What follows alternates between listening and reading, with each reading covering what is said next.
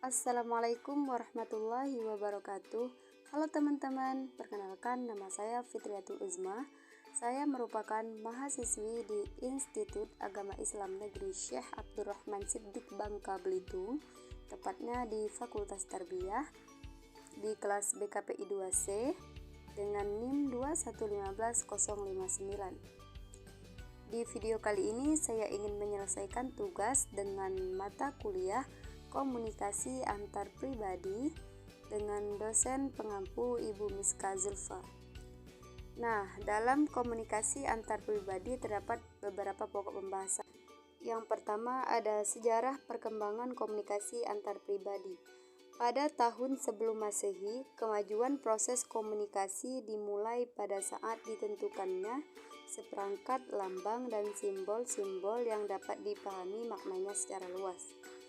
Nah, perkembangan selanjutnya ditemukan sejumlah sarana untuk menulis maupun menggambarkan lambang dan simbol-simbol tersebut, meskipun pada akhirnya aksara atau huruf ditemukan, namun lambang dan simbol-simbol berupa gambar-gambar lebih dulu ditemukan oleh pengganti suara.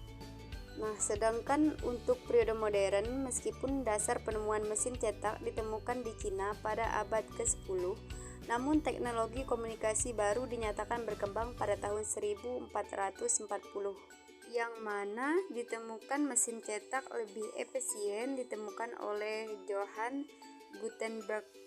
Dalam penemuan mesin cetak oleh Gutenberg merupakan industri komunikasi pertama kali mulai berkembang. Selanjutnya ada landasan pelaksanaan komunikasi antar pribadi. Komponen-komponen komunikasi antar pribadi merupakan proses komunikasi akan berjalan secara lancar apabila adanya pengirim atau komunikator yang menyampaikan informasi berupa lambang verbal maupun non-verbal pada penerima atau komunikan dengan menggunakan medium suara manusia atau tulisan. Nah, proses komunikasi antar pribadi memiliki komponen komunikasi yang saling berkesinambungan, seperti sumber atau komunikator, encoding, pesan, saluran atau media, penerima atau komunikan, decoding, respon, dan komunikasi. Poin yang ketiga ada pengertian strategi layanan komunikasi antar pribadi. Strategi layanan komunikasi antar pribadi pada hakikatnya merupakan planning atau manajemen untuk mencapai satu tujuan. Dalam komponen strategi layanan komunikasi antar pribadi, yaitu komponen utama komunikasi yang menjadi pusat kajian dalam strategi layanan komunikasi antar pribadi, yang terbagi menjadi 4. Nah, yang pertama ada komunikator, yang kedua ada daya tarik, yang ketiga ada kredibilitas, yang keempat ada pesan komunikasi. Yang kelima itu ada ruang lingkup strategi layanan komunikasi antar pribadi. Menurut Quinn terbagi menjadi 4. Yang pertama ada objektif, yang jelas menentukan semua ikhtiar yang diarahkan untuk mencapai pemahaman yang jelas. Yang kedua ada memelihara inisiatif, menjaga kebebasan bertindak dan memperkaya komitmen. Yang ketiga itu ada konsentrasi, dengan memusatkan kekuatan yang besar dalam waktu dan tempat untuk menentukan. Nah, yang keempat itu ada fleksibel. Strategi hendaknya diniatkan untuk dilengkapi penyangga dan dimensi untuk fleksibel. Yang keenam ada jenis-jenis komunikasi antar pribadi. Jenis-jenis komunikasi antar pribadi itu terbagi menjadi beberapa kategori. Yang pertama ada komunikasi verbal. Komunikasi verbal adalah komunikasi yang menggunakan kata-kata, entah lisan maupun tulisan. Komunikasi ini paling banyak dipakai dalam hubungan antara manusia melalui kata-kata, entah lisan maupun tulisan.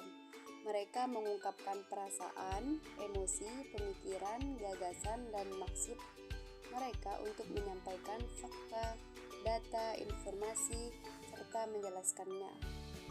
Yang ketujuh ada komunikasi nonverbal. Komunikasi nonverbal merupakan komunikasi yang pesannya dikemas dalam bentuk nonverbal. Dalam berkomunikasi hampir secara otomatis komunikasi nonverbal ikut terpakai, karena komunikasi nonverbal bersifat tetap dan selalu ada. Komunikasi nonverbal lebih jujur mengungkapkan hal yang diungkapkan karena spontan. Dan selanjutnya ada mendengarkan. Mendengar adalah respon otomatis yang merupakan hasil dari bekerja telinga. Mendengarkan membutuhkan lebih banyak usaha, memiliki tujuan dan membutuhkan konsentrasi untuk memahami apa yang sedang dibicarakan. Dan yang ke-9 ada komunikasi tertulis. Komunikasi tertulis yaitu landasan sebagian besar berbagai informasi dalam bisnis. Ketika informasi yang kompleks atau panjang perlu dibagikan, biasanya disampaikan melalui komunikasi yang tertulis. Dan yang terakhir ada komunikasi visual. Komunikasi visual itu merupakan proses komunikasi berupa kombinasi seni, lambang, tipografi, gambar, grafis, ilustrasi, dan warna. Komunikasi visual ini bisa dilakukan melalui gambar, iklan, pamflet, atau video tanpa suara. Cukup sekian pemaparan materi dari saya. Apabila ada kata yang salah, saya mohon maaf. Kepada Allah, saya mohon ampun. Billahi taufiq wal hidayah war ridho wal inayah. Assalamualaikum warahmatullahi wabarakatuh.